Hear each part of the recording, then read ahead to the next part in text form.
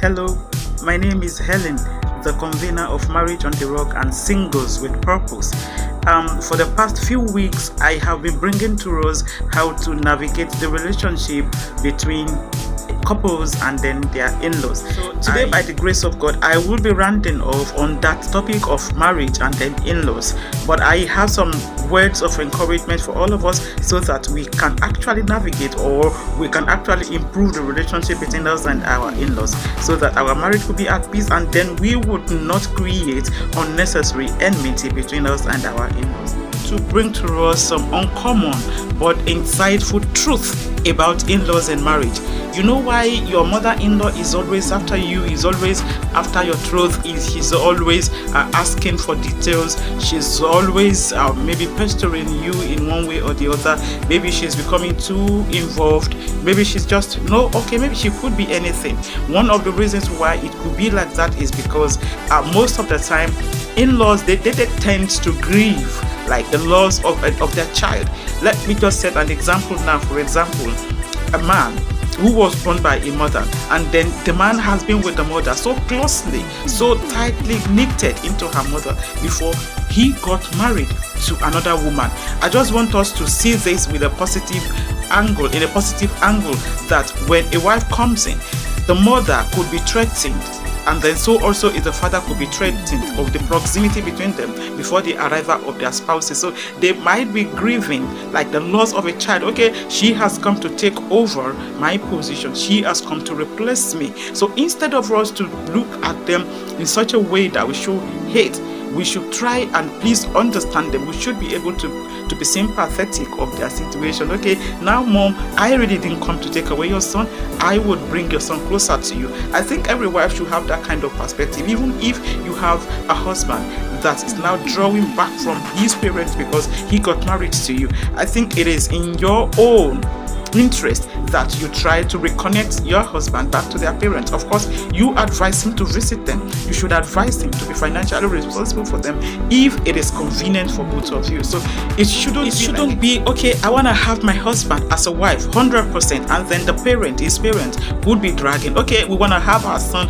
we want to have access to our son, we still want to remain in control of whatever is going on in the life of our daughters, and so on and so forth. So instead of this dragging here and there, couples should please try to understand so that we can actually approach this kind of interruptions from our in-law, so that we can respond with compassion instead of defensiveness. So we all belong to ourselves. Okay, your son is still legally yours, he is still yours, and as much as he is still my husband, we should be able to see things from that angle, and then our home will be better and more peaceful too.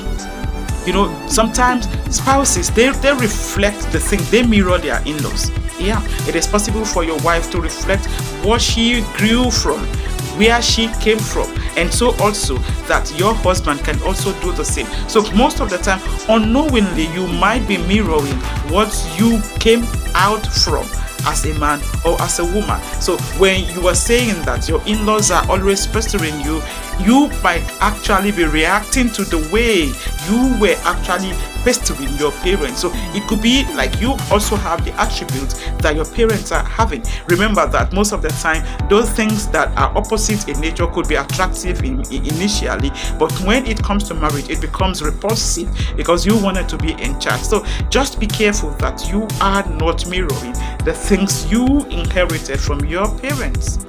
The third thing I want us to please consider and take note of is this, that you are also an in-law in training. Remember that someday your own daughter will get married.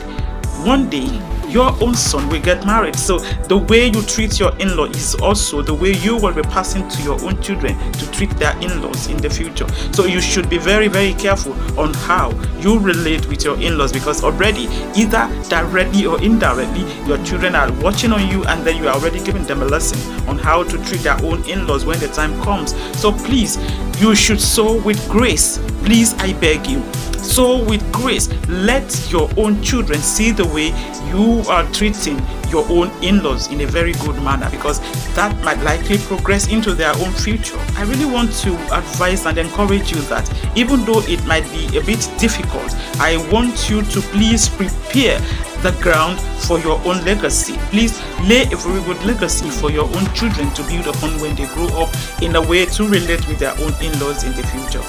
The number 4 I want us to really note is about the unresolved in-laws issue. It can actually erode sexual intimacy in marriage.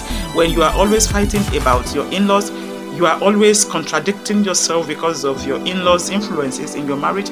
These can actually lead to lack of intimacy in marriage. And when a marriage lacks intimacy, it is actually nosediving, and some things can actually go bad. So one thing I want us to really take note about again is that cultural expectations around in-laws differs. It differs greatly. There are some cultures that could accommodate some excesses from their wife or from their son-in-laws. There are some that are extremely strict that would not really allow such. So we should be able to understand. So you should be able to explain, or you intimate your spouse about all these cultural expectations, so that your spouse will not fall short after marriage. The number 6 is that the in-laws tension can be a hidden spiritual test. I actually love this, because most of the time the relationship we have with our spouses, our in-laws, our sibling in-laws, parent in-laws, our friends, and everybody around our lives, people that are around you, could be like a spiritual test for you.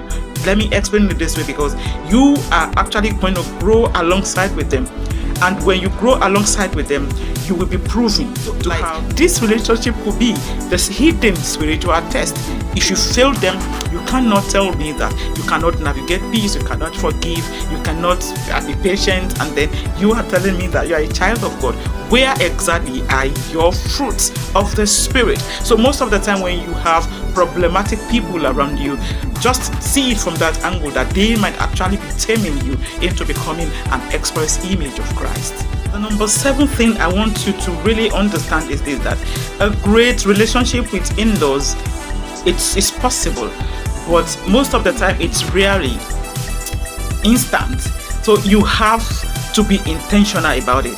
So many times before you could actually have a smooth sailing relationship with your in-laws, it takes intentionality, it takes boundaries and time. So some of the sweetest in-laws relationship started with maybe some tensions that grew into like mutual love, because both sides chose humility and grace. So you will have to penetrate, you will have to work with grace, you will have to set some boundaries with grace, with patience, and all of that. Before you know it, you'll become part of the family. So it takes time, it takes intentionality. So keep working. If you feel that your home is actually rocky, it's rocky because of the relationship with your in-laws, please hold in there, because with time things will get better. I know that with time you can navigate your way through their heart, you can win them over. On a final note, please, I want you to take heed of the following encouragement I will be giving you.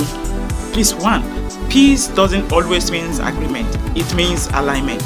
2, don't aim to win, aim to protect. 3, sometimes the most spiritual thing you can do is silence. 4, your tone builds bridges or barriers. 5, your marriage is actually a message. 6, God honors peacemakers. Note this and remember that you are not alone in this. Every couple has to find their own rhythm with their extended family. You are not failing if it is hard. You are just growing. And then please keep growing. Choose love, choose unity, and choose wisdom. The peace you build today will become the foundation your children and generation will walk upon even after you are gone. So please make sure that all you will leave behind is peace and not a rocky road for your children to walk upon. I pray the Lord bless you and keep your home. May the Lord grant you the peace and the enablement to walk in peace. In fact, to be a peacemaker in the name of Jesus. So thank you for listening. You have any question or any inquiry, please drop them at the comment section. And if you want to talk to me directly, please do not hesitate to call 07037150154. Bye bye.